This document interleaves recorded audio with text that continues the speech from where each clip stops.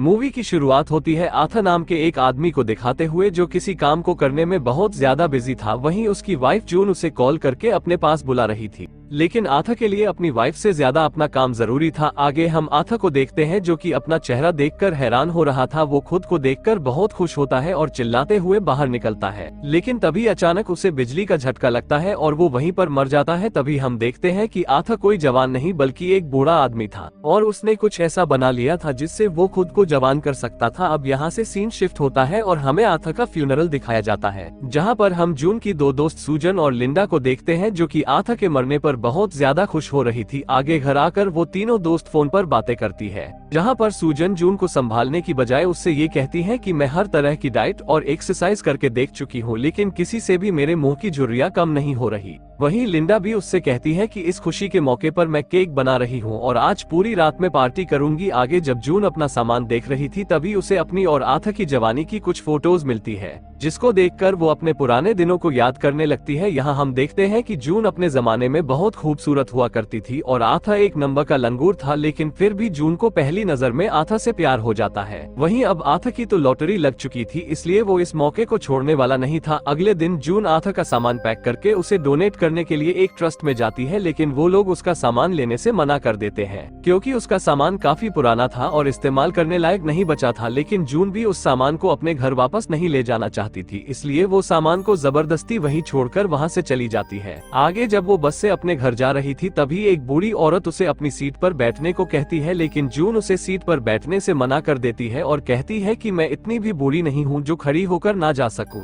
लेकिन तभी अचानक बस ड्राइवर ब्रेक लगाता है और जून नीचे गिर जाती है। आगे सूजन और लिंडा जून से मिलने जाती है जो कि हॉस्पिटल में एडमिट थी। सूजन कहती है कि अब तुम वो जवान लड़की नहीं रही, तुम बूढ़ी हो चुकी हो, इसलिए तुम्हें हर चीज का ध्यान रखना होगा। आगे वो तीनों जून के बैकयार्ड में बैठकर बातें कर रही थी कि अब उन्हें आथा के ऑफिस का क्या करना है। तब लिंडा कहती है कि हमें उससे किसी को रेंट पर दे देना चाहिए और इससे हमें काफी अच्छे पैसे मिल सकते हैं। अब जून को भी उसका ये आइडिया अच्छा लगता है और वो कहती है कि सबसे पहले हमें इसकी सफाई करनी होगी। आगे जब वो तीनों सफाई करने के लिए शेड में जाती है तो देखती है कि वहाँ पर काफी अजीब चीजें पड़ी होती है। तभी अचानक उन्हें वहाँ पर एक विस्की की बोतल मिलती है तो लिंडा कहती है कि ये तो काफी अच्छी विस्की लग रही है, पर ये काफी सालों पुरानी भी है। तभी सूजन उस बोतल को लेती है और पीने लगती है और कहती है कि इसका टेस्ट तो बिल्कुल ओल्ड मून की तरह है। आगे वो तीनों उस बोतल को लेकर घर आ जाती है और पैक बनाकर पीने लगती है। वो तीनों अपने बुढ़ापे से बहुत ज्यादा परेशान थी क्योंकि उनकी लाइफ से वो सारी मौज मस्ती जा चुकी थी। सूजन कहती है कि देखो मेरा हाल, मैं क्या हो चुकी हूँ, जवानी में मैं इतनी खूबसूरत हुआ करती थी और अब मेरा शरीर बिल्कुल ढल चुका है।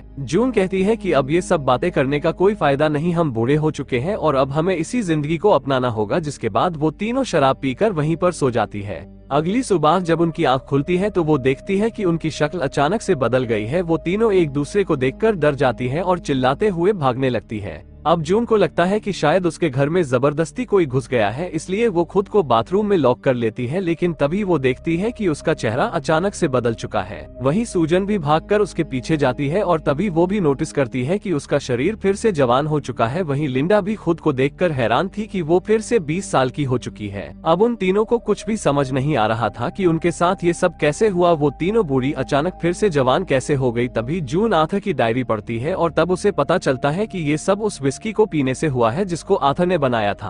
आगे वो तीनों फिर से उसी शेड में जाती है जहां पर उन्हें 4 और विस्की की बोतलें मिलती है। तभी लिंडा उनसे कहती है कि अब हमें अपनी जवानी के मजे लेने चाहिए, गॉड ऐसा मौका बार बार किसी को नहीं देते और अगर हमें ये मौका मिला है तो हमें इसका पूरा फायदा उठाना चाहिए। अब वो तीनों जैसे ही बाहर निकलती है तभी उन्हें देखते ही एक मोटा उन पर लाइन मारने लगता है, जिसको देखकर सूजन बहुत खुश होती है क्योंकि वो हमेशा से चाहती थी कि कोई मर्द उसे नोटिस करे। इसके बाद तीनों एक कैफे में जाती है जहां पर बैठे उनकी खूबसूरती को देखकर उन्हें फ्री में कॉफी दे देता है। अब ये देखकर वो तीनों बहुत हैरान होती है और तभी जून उनसे कहती है कि ये सब हमारी खूबसूरती की वजह से हो रहा है और हम इसका इस्तेमाल करके किसी भी आदमी से कुछ भी करवा सकते हैं। तभी सूजन कहती है कि क्यों ना हम लोग एक बकेट लिस्ट बनाएं और जो चीजें हम अपनी जवानी में नहीं कर पाए थे वो सब चीजें अभी करें। अब ये आइडिया बाकी दोनों को भी पसंद आता है और वो लोग अपनी लिस्ट बनाने लगते हैं, जिसमें सूजन लिखती है कि वो वेगस घूमना चाहती है और अपने अयाश हस्बैंड से बदला लेना चाहती है और लिंडा लिखती है कि मुझे तो एक साथ 3 आदमियों के साथ इंटीमेट होना है।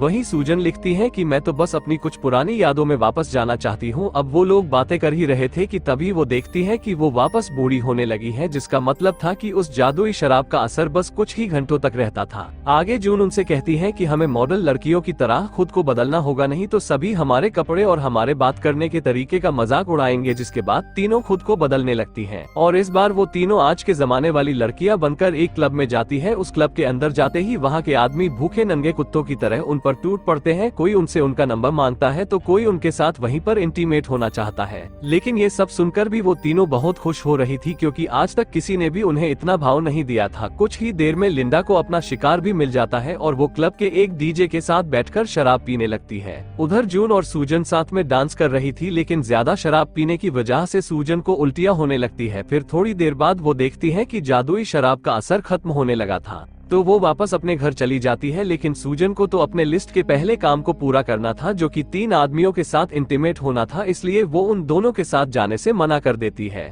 फिर अगली सुबह जब सूजन की आंख खुलती है तो वो देखती है कि वो वापस बूढ़ी हो चुकी है। वहीं वो डीजे ये सब देखकर बहुत ज्यादा डरा हुआ था, क्योंकि उसे ये लग रहा था कि वो नशे में एक बूढ़ी औरत के साथ इंटीमेट हो गया है। अगले दिन वो तीनों फिर से जवान होकर शहर से दूर एक जंगल में जाती है। उसी दौरान उन्हें वहाँ पर जॉन नाम का एक आदमी मिलता है, जो कि सूजन को देखते ही उस पर फिदा हो जाता है और उसे लाइन मारने लगता है। लेकिन सूजन उस पर ज्यादा ध्यान नहीं देती और वहाँ से चली जाती है। आगे जून उन्हें बताती है कि वो हमेशा से इस जंगल में आना चाहती थी, लेकिन शादी होने के बाद उसे कभी भी टाइम नहीं मिला। इसके बाद वो एक झील के पास जाती है और किसी औरत को याद करने लगती है, लेकिन वो इस बारे में अपने दोस्तों को कुछ नहीं बताती। आगे घर आने से पहले सूजन जॉन को अपना नंबर देती है और कहती है कि मैं तुम्हारे साथ डेट पर चलने के लिए तैयार हूँ। आगे वो तीनों जॉन के घर आ जाते हैं, जहाँ पर बातों के दौरान सूजन बताती है कि मैं एक आदमी से बहुत ज्यादा प्यार करती थी और उससे शादी भी करना चाहती थी, लेकिन उस आदमी ने मुझे एक बाजारू औरत के लिए छोड़ दिया था। तभी लिंडा उन्हें अपने एक्स हस्बैंड रॉबर्ट के बारे में बताती है और कहती है कि उस आदमी के अभी भी 3-4 अफेयर चल रहे हैं। वो शरीर से तो बूढ़ा है, लेकिन उसके अंदर स्टेमिना बहुत ज्यादा है। अगले दिन वो तीनों फिर से उस जादुई शराब को पीकर जवान हो जाती है। जिसके बाद सबसे पहले लिंडा अपने एक्स हस्बैंड रॉबर्ट के पास जाती है और उसकी दूसरी वाइफ के सामने ही वो रॉबर्ट को पकड़कर किस कर लेती है।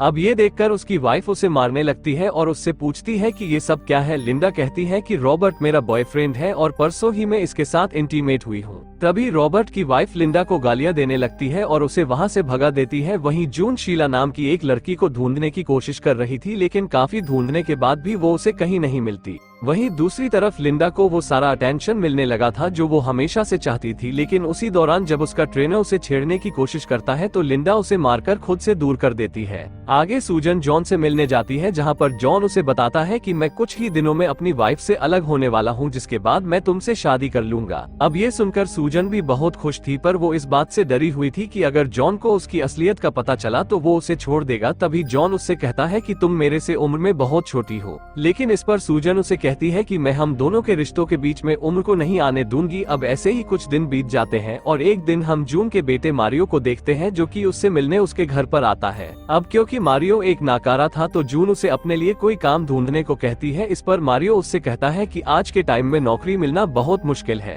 वहीं दूसरी तरफ हम सूजन को देखते हैं जिसे जॉन से प्यार होने लगा था। वहीं लिंडा अपना चेकअप कराने के लिए डॉक्टर के पास जाती है, जहां पर उसे पता चलता है कि उसके शरीर में ट्यूमर फैल रहा है, जिस वजह से वो कुछ ही दिनों में मरने वाली है। वहीं जून के घर पर हम मारियो को देखते हैं, जो कि शीला नाम की किसी औरत को ढूंढ रहा था, क्योंकि उसने उसका नाम अपनी मॉम की लिस्ट में देखा था। दूसरी तरफ घर पर जून को उसी जादुई शराब की एक और बोतल मिल जाती है, जिसको लेकर वो जल्दी से अपने दोस्तों के पास जाती है। अब ये खबर सुनकर वो दोनों भी बहुत खुश होती है, जिसके बाद तीनों अपना सामान पैक करके लॉस वेगस की तरफ निकल जाती है। आगे वहाँ पर पहुँचकर लिंडा कहती है कि अब हमें जवान होने की जरूरत नहीं है और हमें ऐसे ही अपने बुढ़ापे के मजे लेने चाहिए। जिसके बाद वो तीनों काफी घूमती फिरती और एंजॉय करती है, लेकिन वो लोग उस जादुई शराब को हाथ तक नहीं लगाती। वहीं दूसरी तरफ घूमते हुए जून आथा को बहुत याद करने लगती है, क्योंकि वो हमेशा से ही उसके साथ घूमना फिरना चाहती थी। फिर एक रात जब जून बार में बैठकर शराब पी रही थी, तभी उसके पास मैक्स नाम का एक आदमी आता है और उसकी खूबसूरती की तारीफ करने लगता है। वो कहता है कि तुम्हारी उम्र ज्यादा से ज्यादा 32 साल की होगी।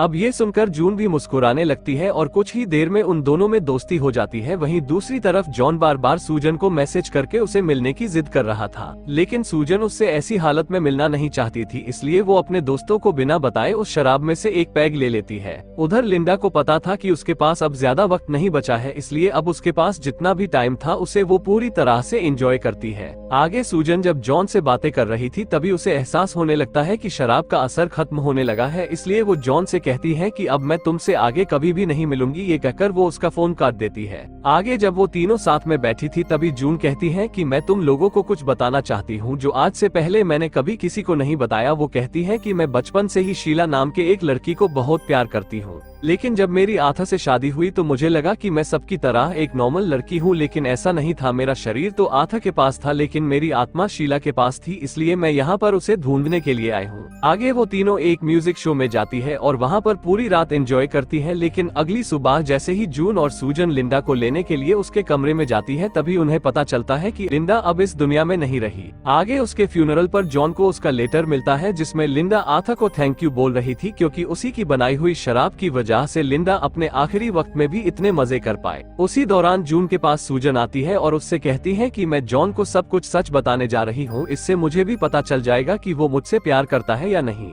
आगे वो अपने असली रूप में जॉन के पास जाती है, लेकिन जॉन उसे पहचान नहीं पाता। तभी सूजन उससे कहती है कि मैं वही हूँ जिसके साथ तुम शादी करना चाहते थे। अब जॉन भी समझ जाता है कि ये सूजन ही है, अब क्योंकि वो उससे प्यार करता था इसलिए वो ऐसी हालत में भी उसे अपना लेता है। वहीं दूसरी तरफ जून किसी तरह से शीला के हस्बैंड का फोन नंबर निकाल लेती है और उससे बात करने पर जून को पता चलता है कि शीला अभी भी उसे उतना ही प्यार करती है और यहाँ तक कि उसने अपनी बेटी का नाम भी जून ही रखा है। अब जून ऐसे उसके पास नहीं जाना चाहती थी, इसलिए वो उसके पास उस जादुई शराब को पीकर जाती है, लेकिन शीला ऐसे रूप में भी उसे पहचान लेती है। आगे वो अपनी जवानी के दिनों को याद करती है जहाँ पर वो दोनों छुप छुप कर एक दूसरे को प्यार किया करती थी। फिर थोड़ी देर बातें करने के बाद जून सूजन के पास जाती है, जिसके बाद वो दोनों लिंडा की आखिरी इच्छा को पूरा करने जाती है जो कि स्काई डाइविंग था। वहीं पर मारियो और जॉन भी उन दोनों को देखकर बहुत खुश होते हैं और इसी के साथ ही ये मूवी यहीं पर खत्म हो जाती है।